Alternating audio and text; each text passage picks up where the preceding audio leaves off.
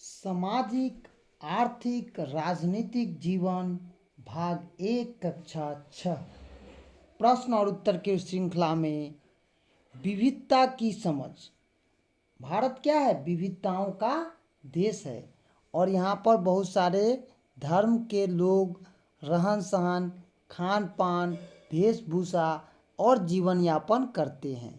यहाँ पर देखिए, बिहार का लिट्टी चोखा, बंगाल का मछली चावल और दक्षिण भारत का प्रसिद्ध इडली डोसा, गुजराती थाली।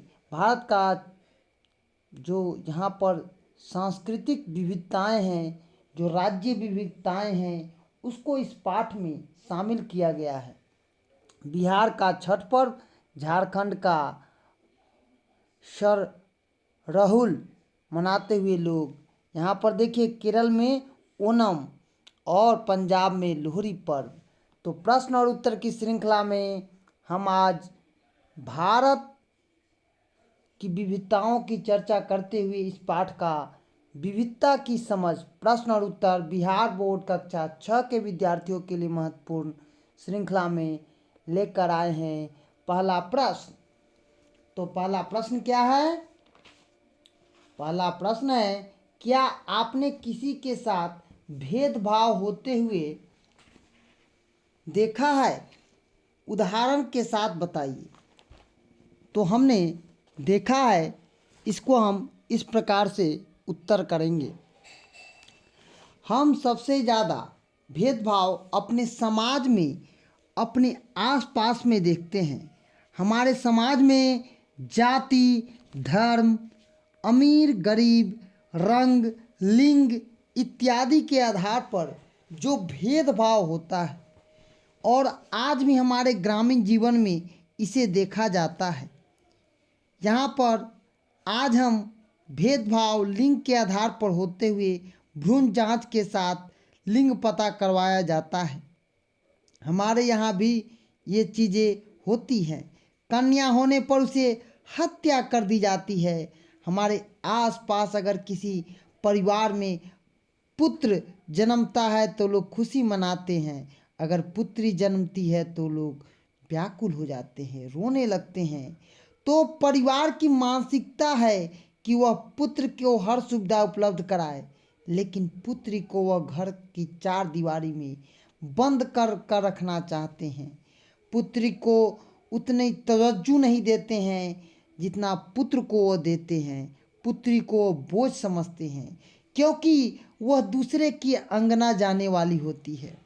पुत्री को वह प्यार दुलार नहीं मिलता है जिसकी वह हकदार है। उदाहरण के तौर पर राम जीवन के ही परिवार में पुत्री के साथ कितना भेदभाव किया गया है। उन्हें वह हक नहीं मिलना जिसकी वह हकदार थी। फिर भी पुत्र लाड़ प्यार की वजह से भविष्य में कुछ नहीं कर सकता, जबकि पुत्रियों ने पिता का सर ऊंचा किया है। दूसरा प्रश्न है, अगर किसी के साथ भेदभाव होता है तो क्या आपने इस स्थिति में उसकी मदद करने का प्रयास किया है? उत्तर लिखेंगे, हमारे आसपास वैसे तो कई प्रकार के भेदभाव होते हैं।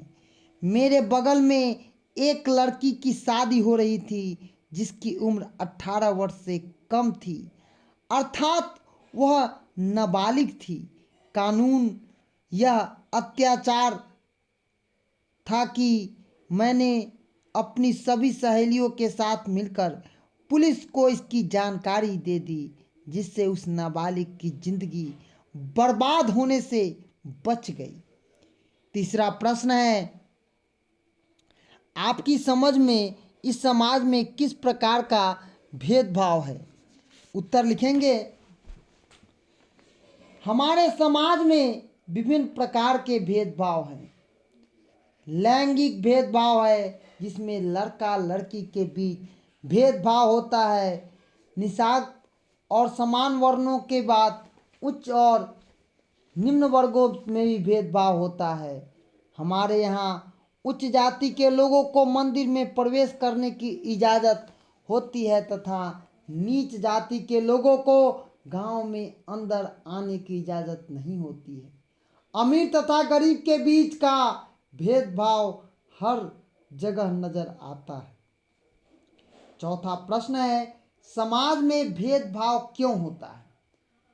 तो हमारे समाज में भेदभाव अमीर गरीब, पढ़े लिखे अनपढ़, स्वर्ण दलित, महिला पुरुष में देखा जाता है। ऐसे लोग अपनी अज्ञानता और संकुचित मानसिकता के कारण समाज में हो रहे परिवर्तन को नज़रअंदाज कर देते हैं और पुराने जमाने की रूढ़िवादी परंपराओं को अपनाते हैं, जिससे वह इन सभी चीज़ों को नज़रअंदाज नहीं कर पाते हैं। उन्हें नई क्रियाशीलता और बराबरी का व्यवहार को न अपनाने की वजह से समाज में अधिकतम भेदभाव देखने जाते हैं, जो हमारे समाज में एक विकृति का रूप भी लेकर हमारे सामने प्रस्तुत होती है। आगे हम लोग प्रश्न उत्तर अभ्यास में पहला प्रश्न कर रहे हैं, किस आधार पर आप कह सकते हैं कि राम जीवन अपने बेटा और बेटी के बीच भेदभाव करता था? किस आधार पर? उत्तर लिखेंगे, राम जीवन अपने बेटियों की अपेक्षा बेटों के रहन सहन, खान पान, पहनावा, खेल कूद आदि पर विशेष ध्यान देता था, जबकि बेटी से घर का सारा काम कराया जाता था। भोजन, चौका बर्तन, झाड़ू पोछा, बहुत सारे काम करवाए जाते थे। बेटियां इन कामों के अलावा पढ़ाई पर खुद ध्यान देती थी। वहीं बेटे के लिए स्कूली शिक्षा अच्छे विद्यालय में हो रही थी, साथ ही घर पर शिक्षक आकर पढ़ाते थे।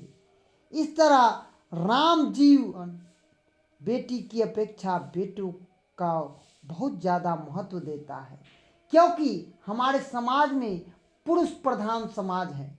यहाँ पर बेटे को ही सबसे अधिक प्यार मिलता है, जबकि बेटियों को वह प्यार नहीं प्राप्त होता है। दूसरा प्रश्न है, जीवन के बीच विभिन्नताओं में कौन कौन आधार हैं? उत्तर लिखेंगे, व्यक्ति के बीच हमारे समाज में विभिन्न प्रकार के भेदभाव होते हैं।